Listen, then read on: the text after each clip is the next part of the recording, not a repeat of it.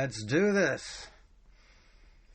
Welcome one and welcome all to The Chronic Atheist, the podcast where a manic-depressive, non-binary atheist talks about life, mental health, chronic illness, and various other stuff.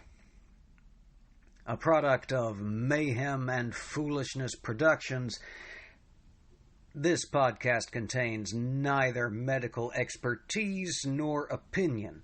It is an entirely amateur effort, and the only thing I speak to is my own personal experience, which you should not take as advice of any kind. Bases covered? Bases covered. Also, this podcast is definitely not for children. Bases covered? Bases covered. Excellent. Alright.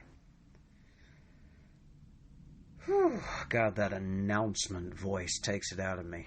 It takes a lot of fucking effort. Jesus Christ. Pause for wine. It is Wednesday, the 26th of May. I've had a couple of updates since we last spoke. A couple of updates and a small incident, and all of it boils down to a whole lot of nothing. But I thought y'all might want to be brought up to speed.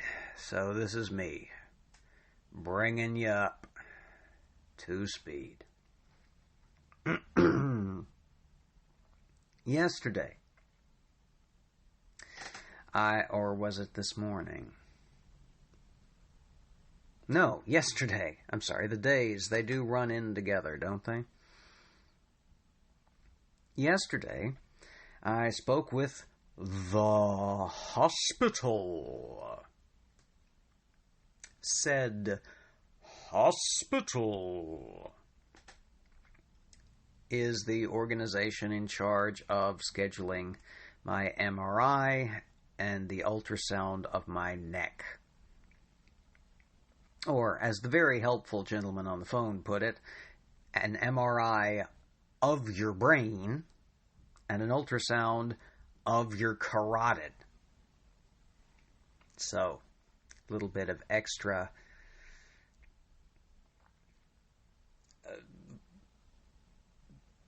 fun with specialized terms. The weakness continues. The dizziness continues to spike periodically, triggering, as it goes, waves of nausea.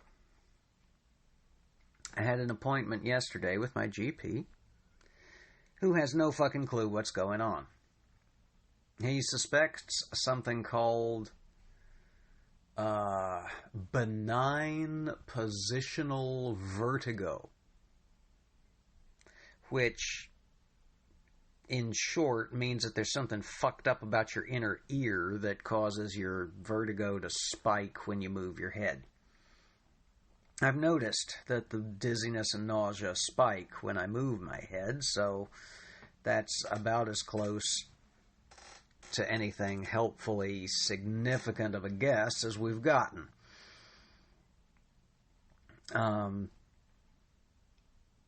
He's going to talk with my neurologist and consult.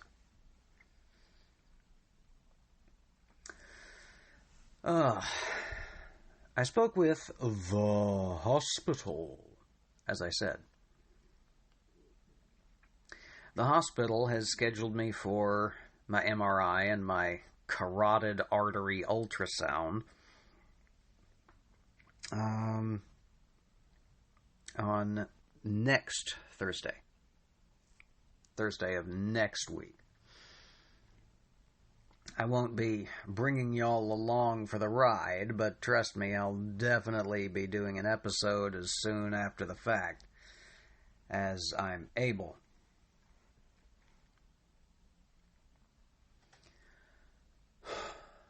And that brings us up to this morning. I was getting ready for work when a story happened. A whole story did unfold. I had a fall. I'm okay, largely. But I had a momentary blackout while I was in the shower this morning. And I woke up in free fall. I was falling hard and fast to my right toward of course, the open part of the room. It wouldn't have done me to have just bonked against the wall and slid down into the tub. No, that would have been fun and easy. No. So I was in free fall out toward the room. I reached out with my right hand and tried to grab the shower rod, and I missed it. And I reached out with one of my hands, and I truly don't remember with which hand. And I grabbed at the towel rack on the inside of the shower stall, and I missed that. And I had just enough time to think to myself, this is it.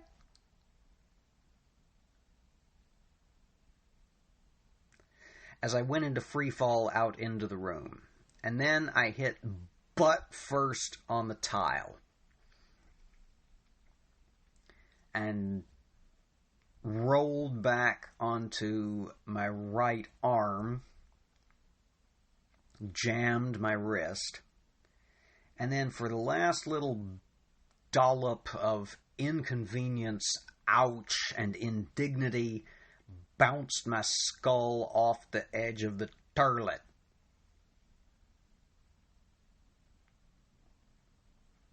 There's water everywhere. I'm still covered in soap. I'm now covered in hair from the inside of the shower curtain that I just plowed my way out through.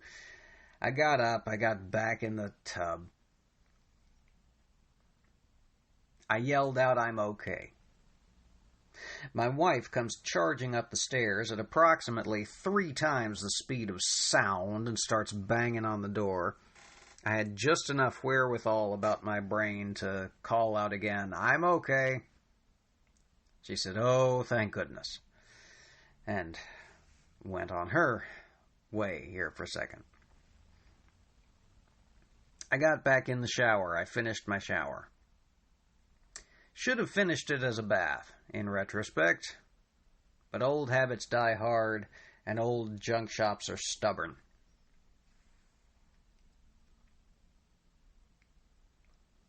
So, at some point during this interesting encounter with gravity, I overstrained or overstretched or did something of some nature and royally fucked up my right shoulder. It is in a bad way. I can just barely hold up a coffee cup. I couldn't hardly get into the house this afternoon when I got home from work. Pushing the door open was excruciating. Getting out of my sweater was an adventure in pain that I hadn't had since I fucked up a tendon in my hand years ago.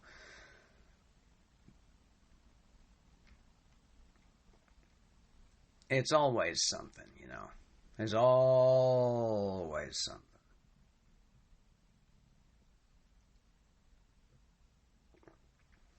Pause for coffee. Except we're on into the evening, and it's a glass of Cabernet Sauvignon. Apologies for that butchered pronunciation to anyone out there who speaks even a modicum of French. You have my apologies, and you have my sympathy. So, we're in a holding pattern again.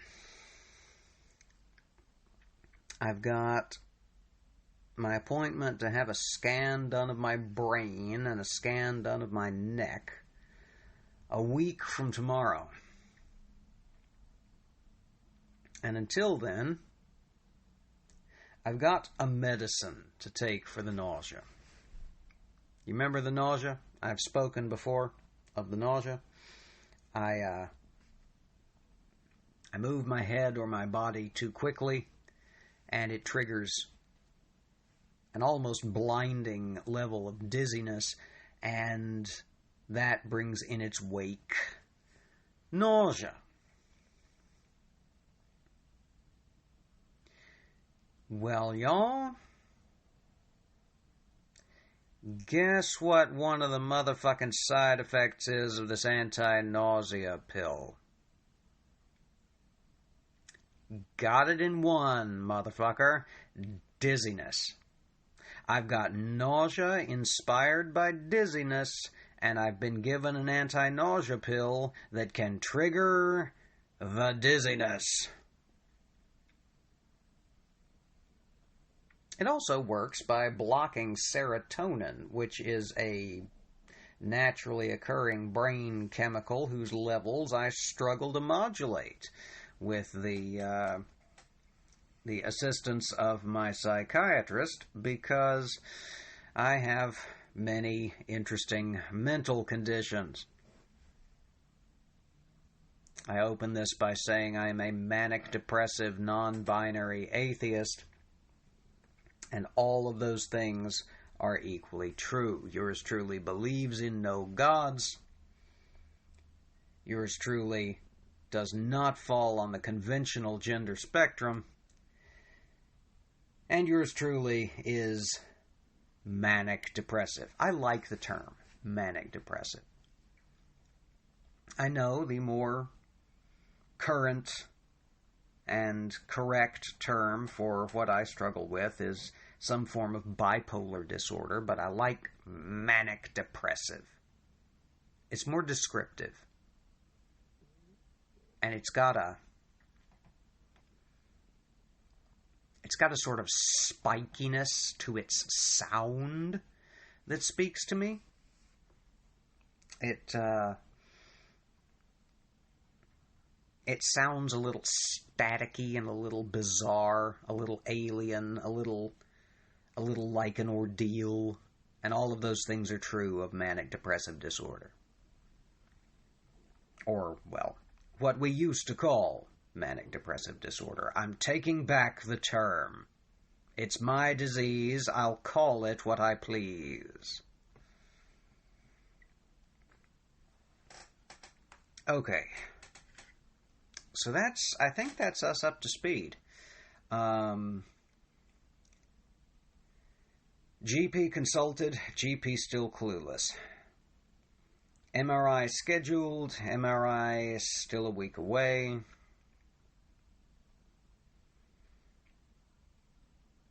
Fall in the bathtub, shoulder fucked up, and an explanation of why I use the term manic-depressive. Yeah, I think that's us for today.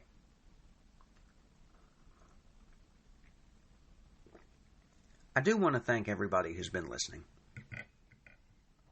I don't know who you are, but I can tell that you are. And within, continent-wide strokes of the brush, I can see where you are. Like I said, continent-wide strokes of the brush. Podbean has a very generously wide listener demographic assessment tool. So don't worry, I don't know who you are or where you're from. I can just sort of see big blocks of color scattered across the globe. And I like seeing that. I really do. I like knowing that this borderline solipsistic project I've got going on right now resonates with people who aren't just me. So, thank you all so much for listening. Your comments and feedback on the various platforms, your just the raw fact that you're watching and listening and downloading it means a tremendous amount. That it makes me feel that I'm not just fucking wasting my time.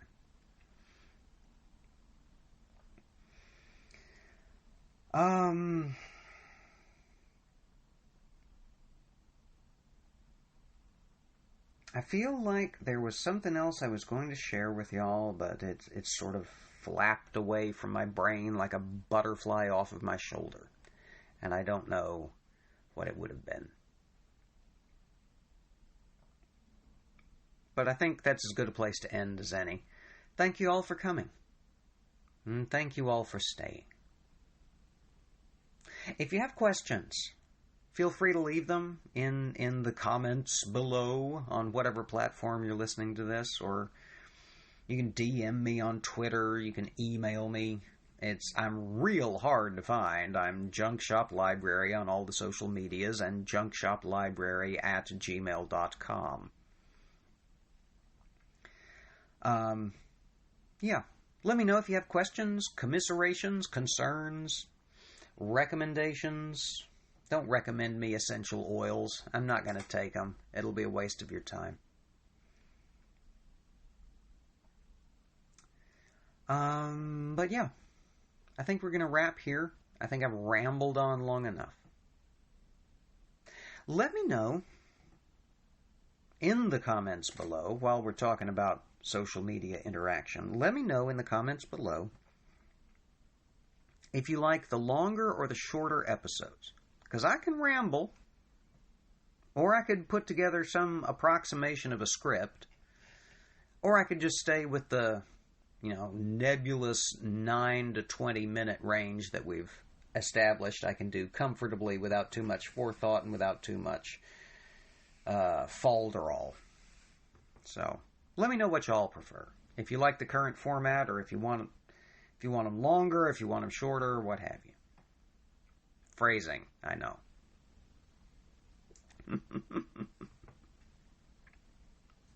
All right. Well, y'all stay safe out there, okay? I know we're, as a culture, starting to relax some of the pandemic-related regulations, but I'm not convinced that it's time. Stay as safe as you can. And don't let motherfuckers bully you, or scorn you, or mock you into doing unsafe shit. And if you feel it's unsafe, it is unsafe for you. And I think on that note, we'll wrap. Until we congregate again, everybody take care and be safe. Stand against hate. And we will see y'all again soon. Take care, everybody. Bye now.